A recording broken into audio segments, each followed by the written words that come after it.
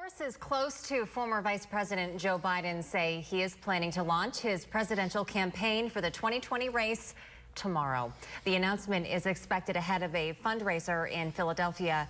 The latest polling shows Biden leading the large field of Democratic hopefuls with 27%. That's 7% ahead of Senator Bernie Sanders. Biden's supporters received an email yesterday hinting that an announcement was coming soon, although he's been toying with the idea for more than a year. We've got to get moving. A Michigan lawmaker says he'll fight charges that he sold votes in exchange for campaign contributions. Mackenzie Frost first broke this story this morning. She is live in Lansing. The Judiciary Committee plans to focus on what they're calling presidential obstruction and other crimes. Some congressional Democrats are hoping these hearings will lay the groundwork for impeachment proceedings against President Trump. A former White House counsel for President Richard Nixon, John Dean, testified today. His 1973 testimony led to Nixon's demise. I hope I can give a little historical perspective. Two former attorneys and a legal scholar were also scheduled to appear on Monday. The report broke down the extent of Russia's involvement. Tonight, some real concerns remain about whether or not America has done enough to prevent this from happening again. Kate Tillotson is live with the latest on the looming prospect of increased tariffs. Kate.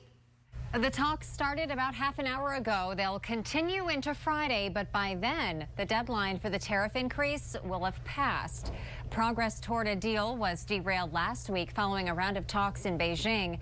While U.S. officials departed the Chinese capital confident, they were later surprised by new Chinese demands the U.S. characterized as backtracking on agreed-to commitments.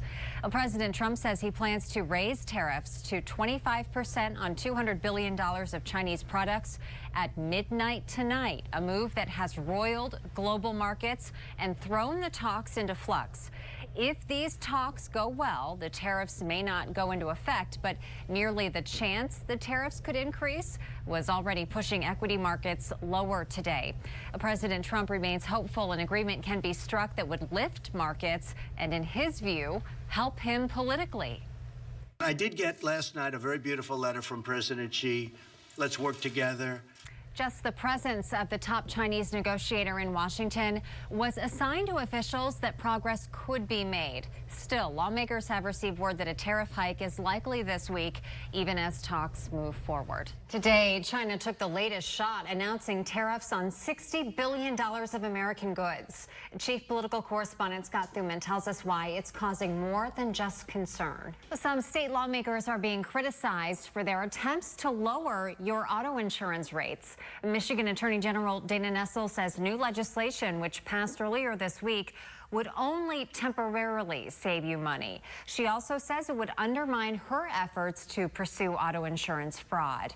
In a statement, she says, quote, as Michigan's chief law enforcement official, I'm stunned and outraged that the legislature would deliver this all-encompassing gift to criminals who abuse our state's auto insurance system, passing those costs along to customers. Well, currently, there are 20 Democratic candidates in the 2020 presidential race, and it's possible more contenders will enter. It's a lot of people. Polls are still open at this hour as voter turnout remains low on Election Day. One of the few areas that has seen a steady stream of voters, however, is Emmett Township. Voters there are being asked to decide whether they want to pay more to fund road repairs.